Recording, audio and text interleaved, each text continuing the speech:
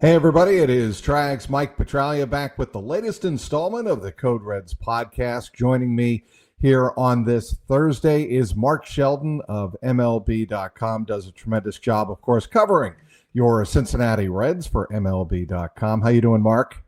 Doing pretty good, Mike. One more day of the break and I back was to going to work. say, are you rested up? How was your break? Very low key, which is what I like, but I got to spend some good time with my family. My kids are here, and it's always good to have them around, and we had a nice time. That's very, very good. Obviously, you will be gearing up, as will the team you are covering, for what they hope is a busy and celebratory run towards a postseason berth. But there's a lot of work between now and the end of September, early October to be done. And I want to talk about the way the first half ended, because I think a lot of fans were pretty disappointed with that 4-3 homestand, losing the first two to Miami, then winning the final two, losing that first game to Colorado. I mean, you take 2 of 3 from the Rockies, worst team in baseball, of course, record-wise. But a 4-3 homestand is not what I think the Reds expected going into those 7 games. No, I don't think so either. It's really hard to place where things were missing, other than the fact that they just didn't hit. They look pretty lackluster. I think that the road trip to Philly and Boston may have taken more out of them than we thought, as far as a 2-4 road trip. But those were hard fought games. Those are hard cities to go to, especially Philadelphia is always a tough team. And then they laid 2 eggs against the Marlins in the first 2 games, and they played really well in the last 2 games, and you kind of wondered, well, okay, they should be able to roll through Colorado. And even though they did win 2 out of 3, none of those games came easy to them, and they had some work to do. So I think there was definitely a team that was in need of a break. The All-Star break seems to have come at the perfect time for them, and now they have to gear it up and have a good showing on another road trip in a tough place, going to Citi Field for the Mets. And then they get the Nationals, so they got to play well out of the break and justify the team to be maybe buyers at the trade deadline. Well, and you take a look at 5 teams they play out of the break: the Mets, Washington, Tampa Bay, the Dodgers, and Atlanta. 3 of those teams are definitive playoff teams, playoff caliber teams, in the Mets, Tampa Bay, and the Dodgers. Reds have an advantage that 2 of those 3 teams, Tampa Bay and the Dodgers, are at Great American. But it's going to be a firm test for this club. And, that leads me into my next subject, and that's how you think Terry Francona has come through the first half of the season. He has had the reputation of having teams that were kind of feeling around, trying to get a feel for what they are for the first 3 months of the season. Then they turn it on in the second half. Do you think Francona believes that this could be the same case with this in his first year in Cincinnati? Seems like it. One of his words on the last day before the break, when he won his 2000th game, is he more or less said he thinks there's a lot more left in this team, and that things will only get better from there going into the second half. And certainly he likes the idea of having games where there's some anxiety going in, where there's some nervousness because there's more at stake. And I think the players will have to rally around that idea too. I think they love playing for him, and I certainly think they've risen to the occasion. If you look at their track record in the first half, I mean, they beat a lot of really good teams outside of the NL Central. They beat the Tigers, they beat the Yankees. The Twins were a winning team when they played the Twins, and they took care of them. And so they've done extremely well against non National League Central clubs. Now, although none of the teams that you mentioned that are coming up after the break are NL Central clubs, that's something they're going to have to do much better at in the second half, is play well in their division, clean up some series, win those, and then actually make a move. They're the only team in the NL Central that I believe hasn't even had a run yet of more than maybe 4 or 5 wins in a row, and they haven't done what the Cardinals and the Brewers and the Cubs have certainly done in the first half by breaking off a long winning streak. Yeah, and I think they're going to have to eventually do that. And a lot of clubs had winning streaks going in to the All-Star break, and I think the broadcast crew on Fox pointed that out, but the Reds were not one of those clubs. And I did find it interesting that Terry Francona used the word anxiety to describe, like you just said, how that might be a motivating factor for his club. Did you find that curious that he thinks it's a good thing that there's some anxiety involved?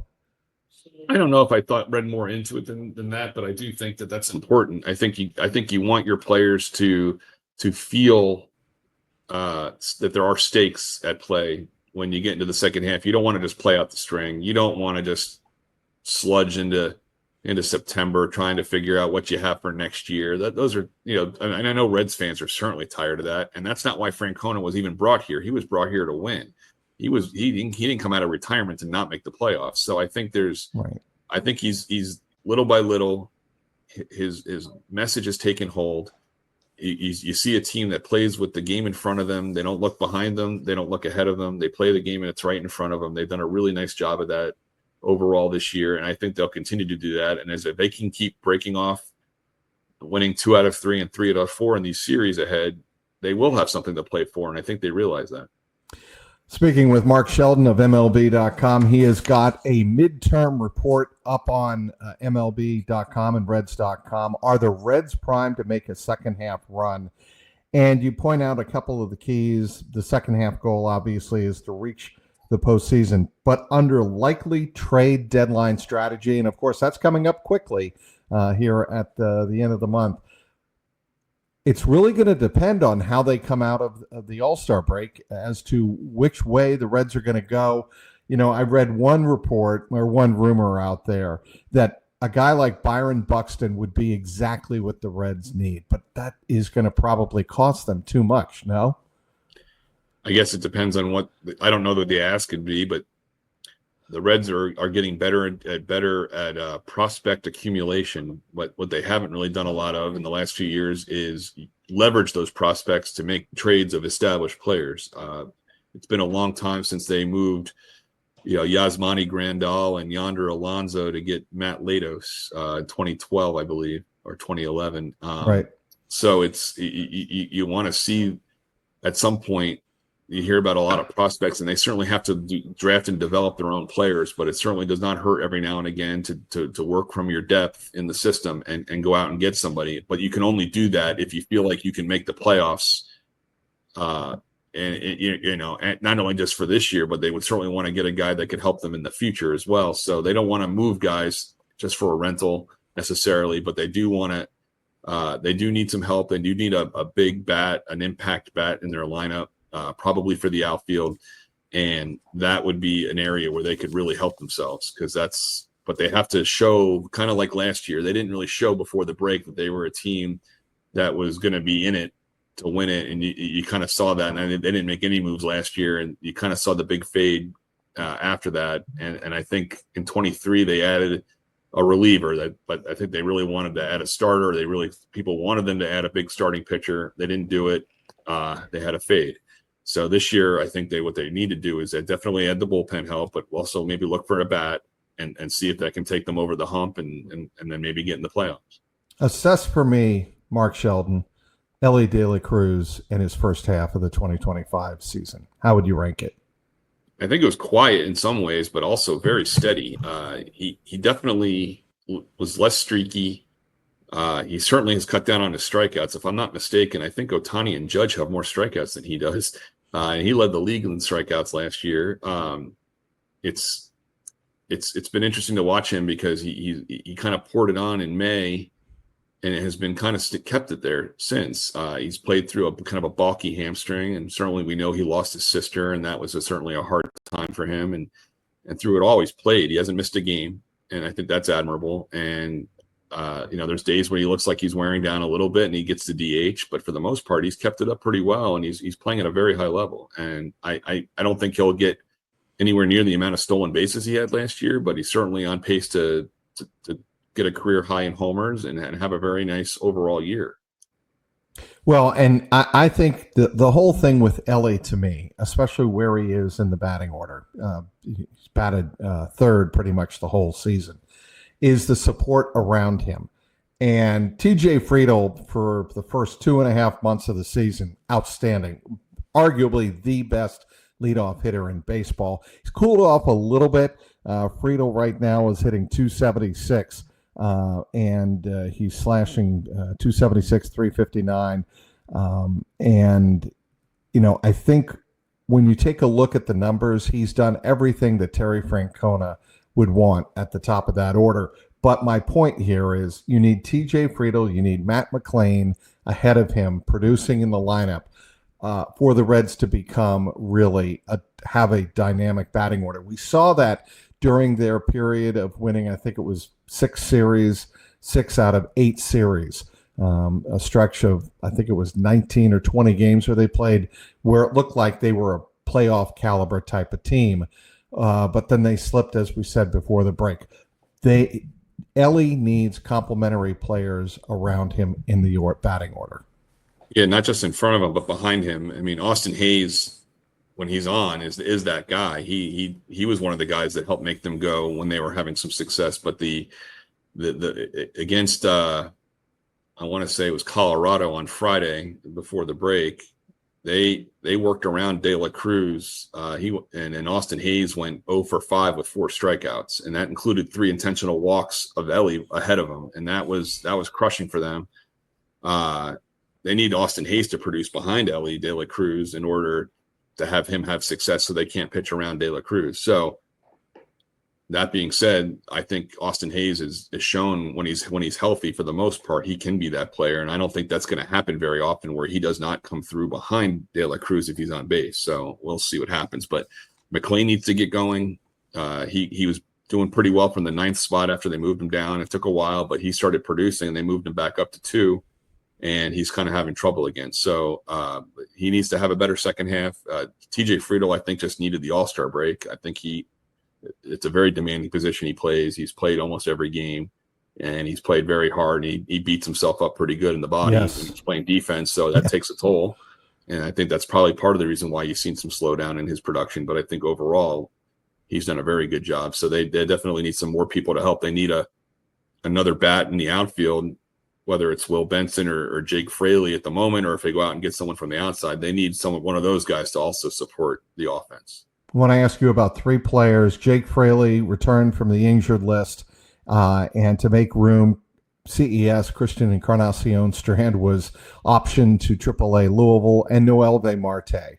How do the 3 of those players fit in their plans going forward? And I'll start with CES, because I think even though he was hitting right around 200, a lot of people felt like he was the power bat answer at first base, and he just hasn't been able to get on base enough and be enough of a consistent offensive threat in the lineup. Yeah, the first 4 or 5 games, oh my gosh, I think he had 4 homers in his first 5 games back, and everyone was really excited about what he could do. And okay, they have their big dynamic bat, and then he just went off the cliff. And the problem with CES about where he fits is that when he's not hitting, he's not a very good defender either. And Spencer Steer has outplayed him at first base. Noelvi Marte has outplayed him at third base. And he can't rot on the bench and come off and hit an 8th inning home run for you as a pinch hitter every time. That's just not going to be where he is. So they have to send him down. I'm not sure where he fits on this edition of the club. He may not. But he certainly has talent, and I think if he can figure out how not to expand his strike zone so often and keep his bat in the strike zone, I think he could be the player they want him to be. But right now, he's not there. Jake Fraley, I don't know what he has in his shoulder. He's playing with a torn labrum. He's gotten a shot. He feels much better. But he wasn't hitting for a lot of power before that. So I don't know what he has in the tank, whether he's going to be an everyday guy or at least against right-handers, or maybe he's more of a role player that comes off the bench and he is your pinch hitter guy. And then Marte is looking like he's kind of finding himself again. He's hitting really well for power. He's hitting the other way. He's doing a lot of different things very well. His defense remains a problem, but certainly not for a lack of effort. Speaking with Mark Sheldon, covering the Cincinnati Reds for MLB.com. Want to tell you about All Good. They have been helping homeowners for 32 years. When looking for a home improvement company, the number one quality they are looking for is trust. For the last 32 years, All Good has been trusted to help homeowners replace their windows, install new vinyl siding, install new gutters, and professionally install a new roof. Just like me here in greater Cincinnati in the northeast suburbs, I needed a new roof installed with the lovely Deborah and it was All Good coming to our rescue. All Good offers interest-free financing with payment starting at just $99 a month and no money down. All of All Good's products are professionally installed and backed by both a material and labor warranty. And right now, All Good is offering a 50% off sale or buy one, get one free. For more details and to schedule a free in-home consultation, simply call 513-247-2900. That's 513-247-2900. Or as always, you can go to their website, myallgoodhome.com. Back with Mark Sheldon of MLB.com. All right, now the pitching. Andrew Abbott, a 1-2-3, fifth inning, I believe it was, in the All-Star game. The National League winning in the swing-off, the first ever swing-off in All-Star history down in the ATL. The National League could not hold a 6-0 lead. But Andrew Abbott, his scoreless frame, I thought he looked pretty good. He was the Andrew Abbott we have come to expect, creating a lot of weak contact, lazy fly balls. That pretty much summed up his appearance. Yeah, he looked really good. He did what the Reds have seen him do all season, and he's had a really nice year. He came back from that shoulder issue. I wasn't sure how well he was going to come back from that. Honestly, I mean, it wasn't about his skills, and it certainly wasn't about his performances. It was more about, well, does the shoulder going to give him what he needs to do? And he answered that question and then some. So it's been a great first half for him, and I don't see any reason why that's going to slow down. Last year's All-Star representative on the pitching staff, Hunter Greene. This is a story that I think is frustrating for a lot of Reds fans, Mark. They know that, and you wrote this in your midterm report, when he's on and when he's ready to go and healthy, he's one of the best pitchers in baseball. What is the latest that you can tell us about Hunter Greene and when the Reds might be getting him back in the rotation? Yeah, that's a tough question. The only thing I can tell you is he posted something on Instagram the other day of him throwing in the bullpen in Arizona, which is a long way from the major league mound in Cincinnati. So it seems like it's been left up to him. He's not. Right. He's not showing anything on his MRI. They took an MRI about a week and a half ago, and it was clean. He reports still feeling symptomatic. He reports that he can throw in the bullpen, but not take it to 100 for the games. And that's where the issue apparently is. That's where the issue lies.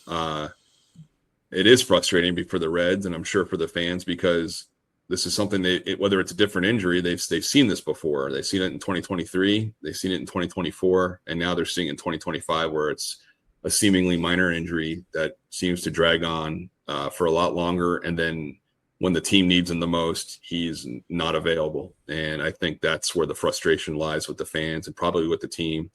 And they will get him back when they get him back. And to their credit, the team's credit, they've played well without him. Wade Miley gave them 2 starts and kept them in the game. I think they won one of those starts. And then Chase Burns has certainly been a little bit up and down, but he's done very well. His last outing should be very encouraging. 6 innings with 10 strikeouts. And I think they can get through, but he certainly, like you said at the very beginning, he's one of the best pitchers in baseball in Hunter Greene. And you always want that kind of guy in your rotation. They are still committed to his talent and the potential he brings to the rotation, correct? I'm sure they are. Yeah, of course they are. But I could also make a case, and I know that another writer has brought that up as well, but you could also make the case that if you traded Hunter Greene and you would get your dynamic bat, and it wouldn't be a sell to trade Hunter Greene if you get something back in return that's a that's a big piece. You would have to trade a big piece to get a big piece. And I think in that situation, that's something they could consider. But his being injured and unlikely to come back before July 31st makes that a very big complication.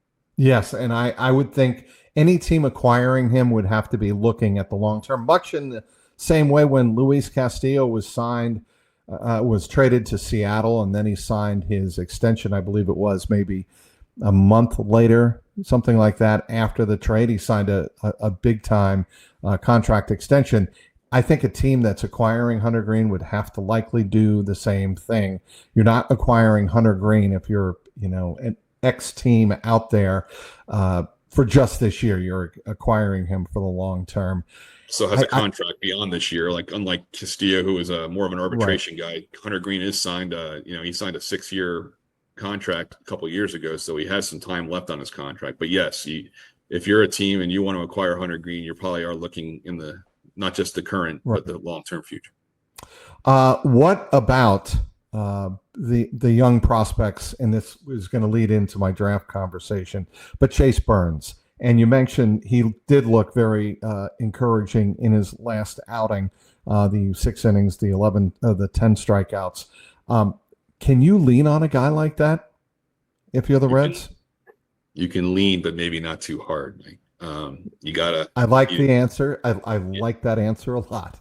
Yeah, he's 22 years old. I don't think he's worried about the pressure. I think he can handle that. I'm not worried about that part. But you got to remember, this is a guy with 0 professional experience before this season. I think if you add up his minor league and his big league starts, I think we're at 17 professional starts. So it's something. It's quite a thing what he's doing. So I definitely think he can do it, but they're going to have to watch him. There's no necessarily innings number that they're talking about. Like there's a hard limit, but they're certainly going to take care of him, and they're going to look for ways to not overdo it with him. Certainly where he is in the rotation coming out of the break, the last guy coming out, that's another way to save some save some innings, save some time. So I think that's what you're going to see. You're going to find ways they're going to kind of lean out the engine a little bit, like maybe Formula One talk here. I like it. You got to run lean. You got to save the tires, but you also have to like what he has. But he got there. Monaco. Yes, I saw you were in Monaco. Yeah, that was an awesome spot. You took a photo from. Yeah, I'm going to have to wear this for you, Mark, the next time I'm at Great American Ballpark. But I agree with you. I don't think you can lean on a guy like that too much. And they're especially in this day and age where you're protecting an arm like that projects to be part of your foundation pitching wise going forward. You're not going to burn him out and overuse him at this particular stage. There are 3 players that you mentioned that if things don't go swimmingly well out of the All-Star break, that could be trade bait. 2 of them are pitchers, reliever Emilio Pagan and Nick Martinez. And the 3rd player would be Austin Hayes, who you've already mentioned as a legitimate proven power bat from the right-hand side. Of those 3 players, which do you think would bring the most back in return? Probably Martinez, just because of his ability to do anything. He could give you 8 innings. He could take a no-hitter into the 9th inning, and he can also go out and break off, a scoreless inning of relief. He can go out and throw 6 innings of relief. The man takes the ball. The man's a proven leader. I think that's a guy that would have tremendous trade value in the second half for a playoff-bound team. However, the Reds certainly need him if they want to have their own ambitions to get in the postseason. He would be somebody they would hang on to. But if they are deciding that they are not in it, or if they take a big goose egg coming out of the break, he's the guy I think a lot of clubs will start looking at. Yeah, and I think it would have to be a major goose egg for the Reds to really give up, because I think so much has been poured into this season with the hiring of Terry Francona. I just don't see a Terry Francona team or an organization that has Terry Francona as its manager waving the white flag that early. But I don't either. It would have to be a really dynamic, 7 to 12 game losing streak for that to kind of come into play. I think they're going to probably, if they don't get a little momentum, they might still stay where they are as far as the 500 mark. But I think there's a good chance they could just thread the needle and have, make a couple of modest additions and then see what happens. I don't know what's going to happen. It's so early to say, but they have to definitely show that they want to be buyers, and that's how you do it on the field with performance. All right, we will move to the MLB draft. First of all, before I get to the players, I don't particularly like it around the All-Star game. I know what they're trying to do, but it seems like the draft, to me, gets lost in the All-Star break, teams going into the All-Star break, all the storylines that are involved with regard to that, teams getting ready, like we were just talking about, the trade deadline coming up, and the All-Star game itself. I think they would do better. I think MLB would do better to move it away from the All-Star game. I know that the All-Star game is what they refer to as a jewel event, and to bring more publicity and attention to the draft as a marketing jewel event, they want to incorporate it as part of that. But what are your thoughts on that? I think it's a tough situation because if you look at the drafts of the other major leagues, they all happen in their off season, and they can donate copious amounts of time. Obviously, the NFL drags theirs out in prime time over 3 days. MLB does it during a season, and they tried it for decades in June, and that was something they wanted to bring more attention to, but people were playing games at the same time. Teams were playing games, and writers were kind of paying attention to the draft and paying attention to the game and things like that. And at least doing it at the All-Star break, there was no baseball being played on Sunday night and Monday and for part of Tuesdays. And now they made it a 2-day event, and I thought it went very well, by the way, as far as the time went. I think it was very well ran. But I don't know if there is a perfect solution. I mean, I know that the idea in 2020, I think before the pandemic happened, was they were going to do it in Omaha around the College World Series, and that seemed like a great idea. They have not revisited that one since everyone got back to work. But I don't know what the solution is. But yes, I think it'd be nice if the draft had its own time. But I don't know, short of moving it to the off season, which presents even more complications to the whole process. What they can do, because there's no perfect solution. All right, the Reds in the first round, number 9 overall, select Steele Hall, a shortstop out of Hewitt, Trustville High School in Alabama, 6 foot, 180 pounds. What can you tell us about Steele Hall, and what did Joe Katuska have to say about him? They love his speed, among other things. 80 speed. He thinks he can take Elly de la Cruz, by the way.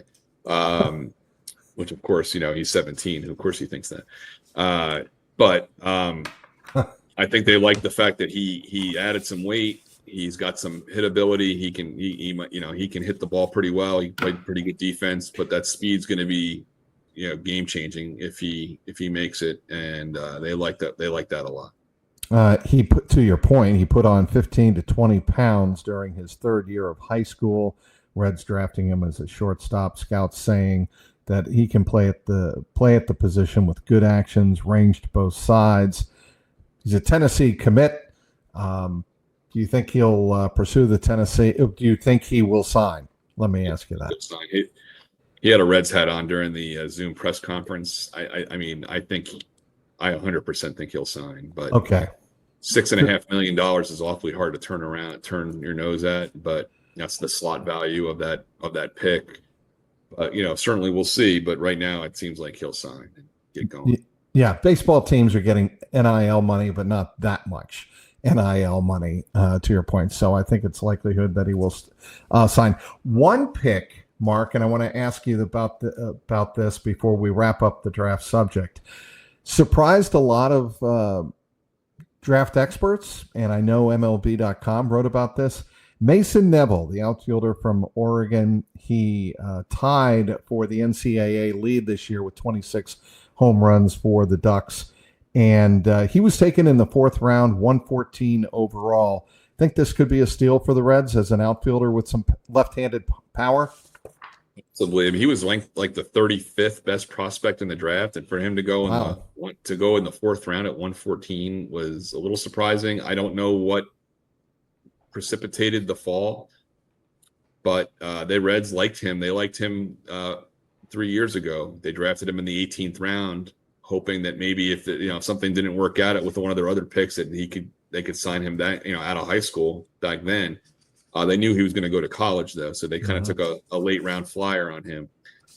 This time they have him, and they really like him. They put a lot of work in on him over the years, and they feel like they know him pretty well. So I think that's, for them, that could be a big, high value, high upside steal. 12 pictures, 8 position players. Anything else stand out about the way the Reds approach the 2025 draft? It was pretty typical. They obviously went for the best player available wherever they could. They took a chance on a couple of guys, I think in rounds 8 and 9, that had Tommy John surgery this year. So they're going to be guys that they will invest in the rehab process, but they liked what they saw beforehand. They took some, I would say, big arms and things like that with their kind of looking for the value of the second day kind of thing